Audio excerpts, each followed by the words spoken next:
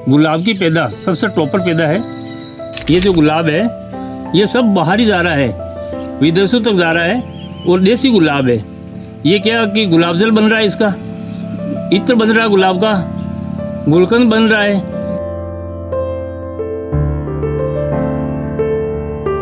एक बीघे के अंदर लगभग अपन 2021 पेड़ लगा देते। उस टाइम चेत वाले भर में 3 बीघा के अंदर यानी करीब 150, 200 किलो रोज के।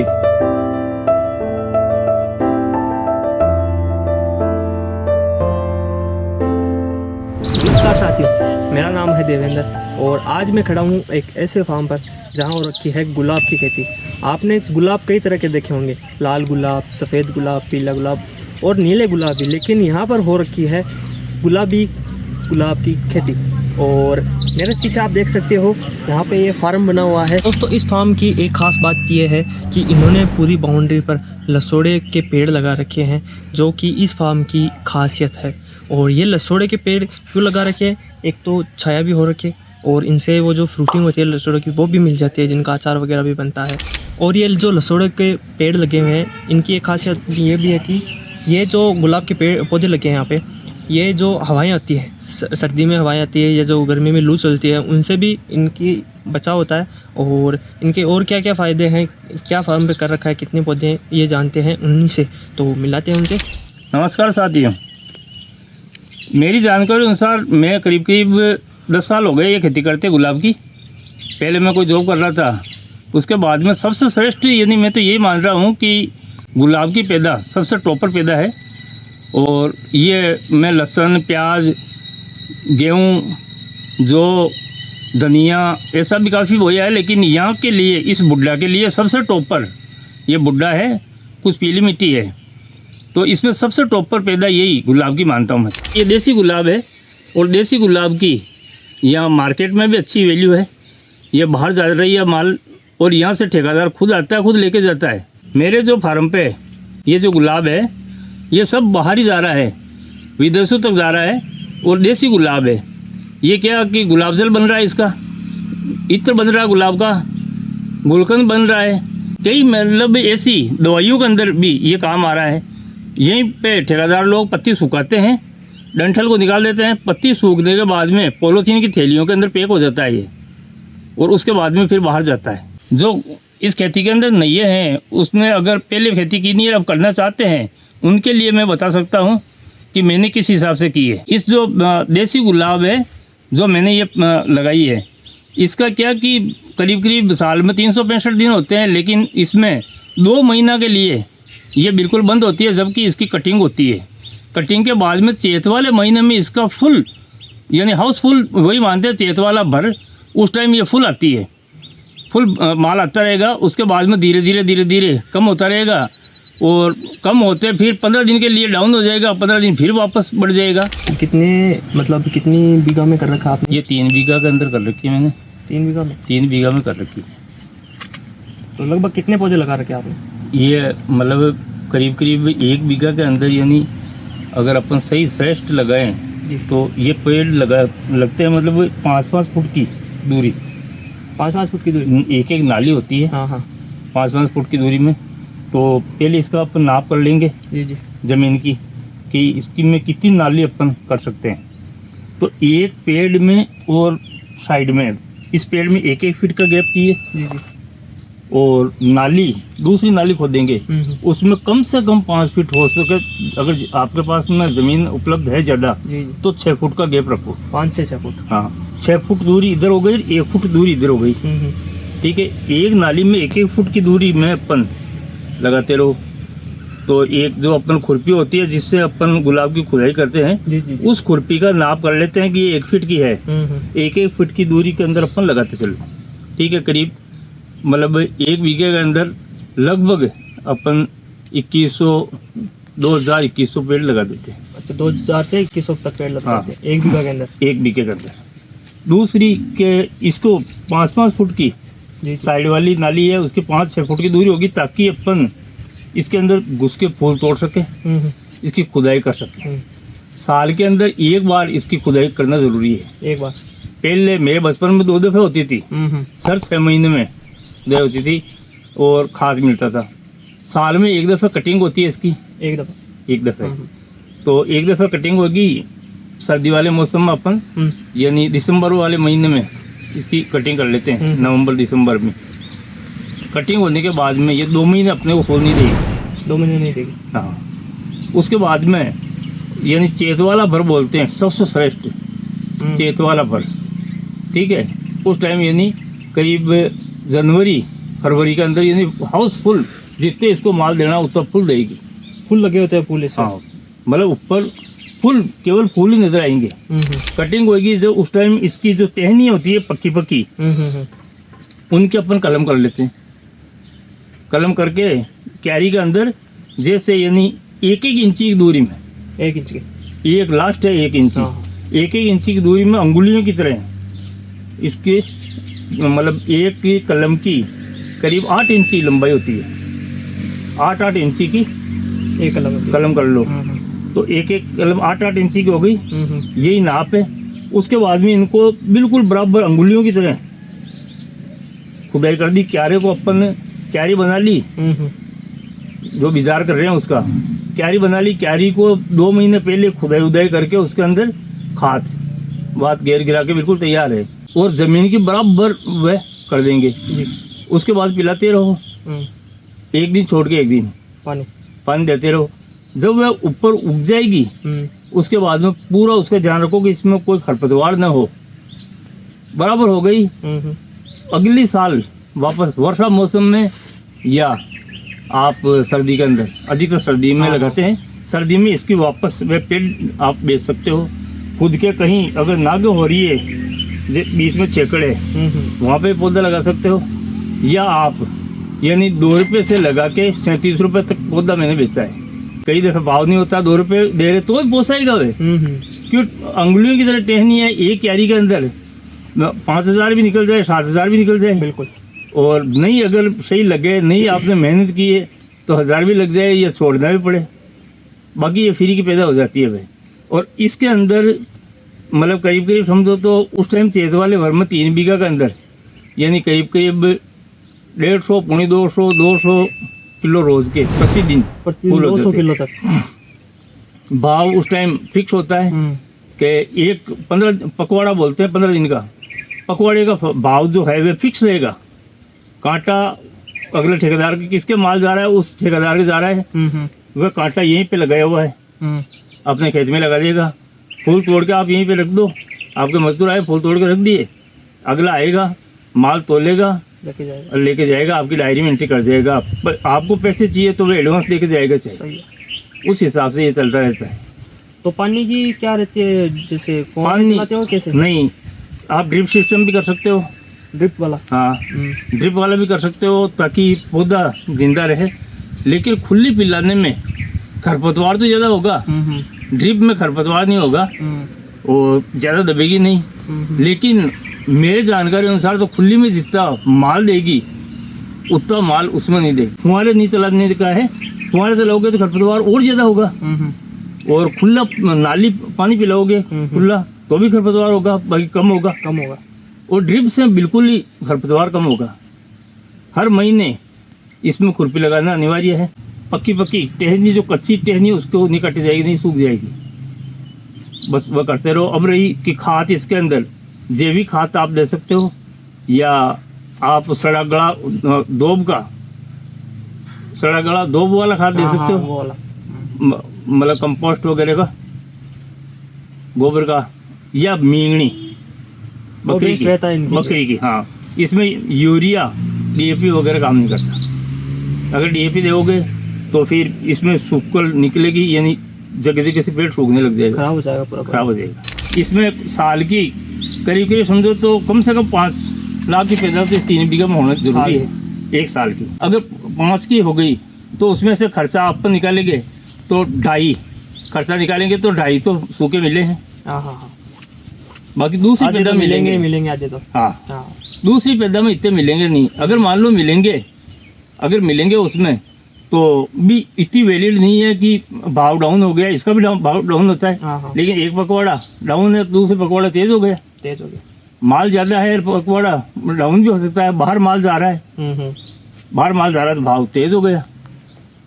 अभी नेक्स्ट यानी गए टाइम ही 120 रुपये तक का दिया मैंने माल। पूरा पकौड़ा 120 रुपये किलो का गया है। 120 रुपये 120, बाकी 40-45 से अगर मौसम में अच्छा माल आ रहा रहे तो भी पोसेगा, कोई घाटा नहीं देगा। तो अगर एक पौधे की बात करें, सिर्फ एक पौधे की, तो लगभग कितने फूल लग जाते हैं, कितने किलो तक फूल लग जाते हैं? एक पेड़ के यानी अपनी गिनती नहीं कर पाएंगे, ज़्यादा नहीं तो एक पेड़ के कम से कम 1 किलो फूल मिल जाएंगे आपको सीजन के टाइम। और शाम को तोड़ लिए, मतलब सुबह सुबह तोड़ लिए, दूसरे दिन देखोगे तो वही फूल आपको वापस मिलेंगे, वही पे आते रहेंगे, चलते रहेंगे। वह जहाँ था उसके पास में दूसरा गुच्छा आता रहेगा, मतलब चलता रहेगा बड़वार 24 घंटा। अब इसमें ये ध्यान यही रखना है कि कोई ऐसी नहीं कि कोई कीट वीट लग जाए उनका तो दवाई की स्प्रे कर दो। बीमारी आती है सर्दी के मौसम के अंदर, बीमारी आती है, कटिंग हुई है उसी टाइम ध्यान रखना जरूरी है। एक साइचा बीमारी आती है, अच्छा, साइचा बोलते हैं उसे हमें मारवाड़ी में, साइचा बीमारी होती है, जिससे क्या होता है कि इसमें सफ़ेद सफ़ेद फूम भी आने लग जाती है पौधे में, पौधे के फूल के नीचे, फूल के नीचे। उससे फूल बढ़ेगा नहीं, काड़िया के अंदर पत्ते के मतलब वह होने लग जाएंगे, छेद से काले काले धब्बे हो जाएंगे और पत्ते सिकुड़ने लग जाएंगे। मुरझा रहे हैं तो उसे सोच लो कालिया रोग आ गया, बलिटॉक्स दो इसको। अच्छा, उसमें तो फूल के अंदर होती है और इसमें पत्ती के अंदर होती है? इसमें पत्ती में होती है, फूल के नीचे होती है। अपना आप ही वह खुलेगा नहीं, अंदर के अंदर ही गल जाएगा, खराब हो जाएगा, पीला पड़ के गिर जाएगा। इसके पूरा जैसे ये पेड़ है तो ये अभी इस टाइम इसकी कोई बीमारी नहीं है। अब इसके यहाँ से गुच्छा खुलेगा नहीं, बंद होता रहेगा वहीं का वहीं।